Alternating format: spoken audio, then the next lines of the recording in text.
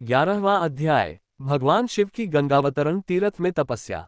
ब्रह्मा जी बोले, हे नारद, जब गिरिराज हिमालय की पुत्री पार्वती, जो साक्षात जगदम्बा का अवतार थी, 8 वर्ष की हुई, तब भगवान शिव को उनके जन्म का समाचार प्राप्त हुआ। उस दिव्य बालिका को हृदय में धारण कर महादेव अत्यंत प्रसन्न हुए और तपस्या का संकल्प लिया। नंदी तथा अन्य गणों को साथ लेकर भगवान शिव हिमालय के सर्वोच्च शिखर पर स्थित गंगोत्री तीर्थ पहुंचे, जहां पतित पावनी गंगा ब्रह्मलोक से अवतरित होती हैं। उसी परम पावन स्थल को उन्होंने अपनी साधना के लिए चुना। वहां शिवजी एकाग्रचित होकर आत्मस्वरूप ज्ञानमयी नित्य ज्योतिर्मय चिदानंद परम ब्रह्म का ध्यान करने लगे। अपने स्वामी को समाधि में लीन देखकर नंदी और अन्य गण भी ध्यानस्थ हो गए। कुछ गण सेवा में लगे रहे और कुछ उस स्थान की रक्षा करने लगे। जब गिरिराज हिमालय को शिवजी के आगमन का शुभ समाचार मिला, तो वे सेवकों सहित श्रद्धाभाव से वहां पहुंचे।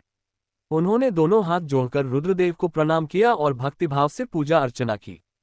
फिर विनयपूर्वक बोले, हे प्रभो, आपका यहाँ आगमन मेरा परम सौभाग्य है। आज आपके दर्शन से मेरा जीवन धन्य हो गया। कृपा कर मुझे अपनी सेवा की अनुमति प्रदान करें।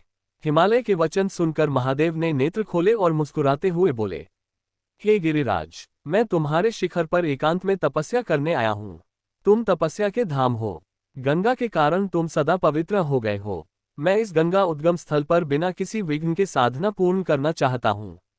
अतः ऐसी व्यवस्था करो कि कोई मेरे समीप न आए।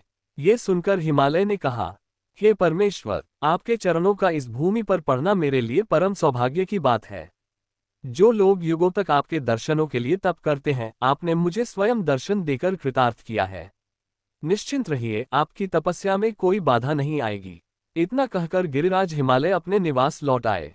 वहां उन्होंने मैना को समस्त वृतांत सुनाया और सेवकों को आदेश दिया, आज से कोई भी गंगावतरण अर्थात गंगोत्री तीर्थ की ओर नहीं जाएगा।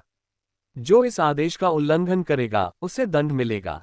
इस प्रकार गिरिराज हिमालय ने भगवान शिव की निर्बाध तपस्या हेतु पूर्ण व्यवस्था कर दी।